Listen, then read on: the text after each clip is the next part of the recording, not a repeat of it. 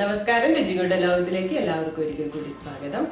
ഇന്ന് ഞാൻ വന്നിരിക്കുന്നത് ഒരു ബ്രേക്ക്ഫാസ്റ്റ് റെസിപ്പി ആയിട്ടാണ്. ബ്രേക്ക്ഫാസ്റ്റ് റെസിപ്പി എന്ന് പറയുമ്പോൾ നമ്മൾ അപ്പം അല്ലെങ്കിൽ വെള്ളയപ്പം എന്നോ ഓവാലപ്പം എന്നൊക്കെ പറയാം. അതിൻ്റെ ഒരു റെസിപ്പി ആയിട്ടാണ് വന്നിരിക്കുന്നത്. നമ്മൾ രുചികരത്തിന് മുന്നേ കുറച്ച് അപ്പത്തിൻ്റെ റെസിപ്പീസ് ചെയ്തിട്ടുണ്ട്. അത് നമ്മൾ ചെയ്തിരിക്കുന്നത് പച്ചരി വെച്ചിട്ടല്ല, നോർമൽ അരിപ്പൊടി ഉണ്ടല്ലോ, അരിപ്പൊടി വെച്ചിട്ട് ചെയ്തിട്ടുണ്ട്. അതുപോലെ തന്നെ റാഗി പൊടി കൊണ്ട് ചെയ്തിട്ടുണ്ട്, ഗോതമ്പ് പൊടി കൊണ്ടൊക്കെ ചെയ്തിട്ടുണ്ട്. അപ്പോൾ ഇന്ന് ഞാൻ ചെയ്തിരിക്കുന്നത് നമ്മൾ സാധാരണ വീടുകളിലൊക്കെ ചെയ്യാറുള്ള പോലെ പച്ചരി എടുത്ത് കുതിർത്ത് വെച്ച് അങ്ങനെയാണ് ചെയ്യുന്നത്. പക്ഷെ ഞാനിവിടെ ഈസ്റ്റോ അല്ലെങ്കിൽ ബേക്കിംഗ് സോഡയോ ഒന്നും ചേർക്കുന്നില്ല. ആകെ ചേർത്തിരിക്കുന്നത് ഈ ഒരു തേങ്ങയുടെ വെള്ളം മാത്രമാണ്. അപ്പോൾ ചൂടുകാലമാകുമ്പോൾ നമുക്ക് പെട്ടെന്ന് ഫെർമെൻ്റ് ആയി കിട്ടുകയും ചെയ്യും, ഒരുപാട് സമയമൊന്നും എടുക്കില്ല. നല്ല സോഫ്റ്റ് ആയിട്ടുള്ള അപ്പമാണ്. അപ്പോൾ ഈ രീതിയിൽ നിങ്ങളൊന്ന് ചെയ്ത് നോക്കണം. അപ്പോൾ ഈ ഒരു അപ്പം എങ്ങനെയാണ് ഉണ്ടാക്കുന്നതെന്നുള്ള വീഡിയോ നമുക്കൊന്ന് കണ്ടുവരാം.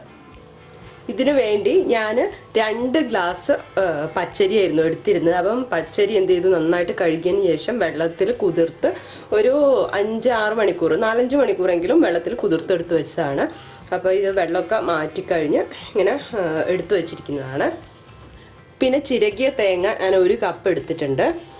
പിന്നെ ചോറ് വേണം, ഒരു 3 ടേബിൾ സ്പൂൺ ചോറാണ് ഞാൻ എടുത്തിരിക്കുന്നത്. പിന്നെ വേണ്ടത് തേങ്ങാ വെള്ളമാണ്. ഞാനിവിടെ ഒരു 1/2 കപ്പ് എടുത്തിട്ടുണ്ട്. 1 മുതൽ 1.5 ടീസ്പൂൺ വരെ പഞ്ചസാര എടുക്കുന്നുണ്ട്. ഇത് നമുക്ക് ഫെർമെൻറ്റ് ചെയ്യാൻ നല്ലതാണ്, അതുകൊണ്ടാണ് പഞ്ചസാര എടുക്കുന്നത്. പിന്നെ എപ്പോഴും അപ്പത്തിന് ചെറിയൊരു മധുരം കൊടുക്കും, അപ്പോൾ അങ്ങനെ എടുത്തതാണ് പഞ്ചസാര. പിന്നെ ആവശ്യമായിട്ടുള്ള ഉപ്പ് വേണം. നമുക്കിനി ഇതെല്ലാം കൂടി എടുത്ത് ഒന്ന് അരച്ചെടുക്കാം. അതിനുവേണ്ടി മിക്സിയുടെ ജാറ് എടുത്തു, അതിലോട്ട് കുതിർത്ത് വെച്ച അരി ഇട്ട് കൊടുക്കുകയാണ്. ഇതിലോട്ട് ഇനി തേങ്ങ ചിരകിയിടാം,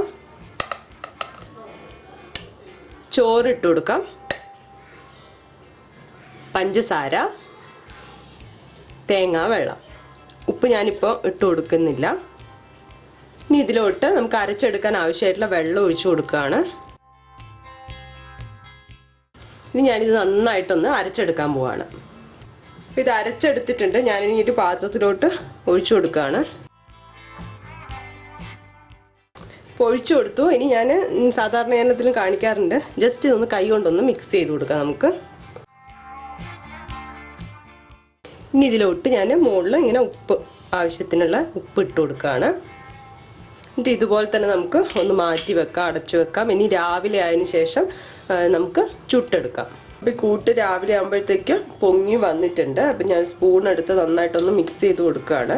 നമ്മൾ ഉപ്പ് ഇതിൻ്റെ മുകളിൽ ഇട്ട് കൊടുത്തതായിരുന്നു. ഒന്ന് നോക്കിയിട്ട് വേണമെങ്കിൽ ഉപ്പ് കൂടുതൽ ചേർത്ത് കൊടുക്കാം. ഇത് നന്നായിട്ട് മിക്സ് ആയിട്ടുണ്ട്. ഇനി ഞാൻ അപ്പത്തിൻ്റെ ചട്ടിയിൽ ഇത് ചുട്ടെടുക്കാൻ പോവാണ്. അപ്പം അപ്പം ചുട്ടെടുക്കാൻ വേണ്ടി ഞാൻ അപ്പച്ചട്ടി വെച്ചു. കുറച്ച് ഓയിലെടുത്ത് ഒന്ന് നന്നായിട്ട് തടവി കൊടുത്തിട്ടുണ്ട്. ഇനി ഞാൻ ഇതിലോട്ട് കൂട്ടൊഴിച്ചു കൊടുക്കുകയാണ്.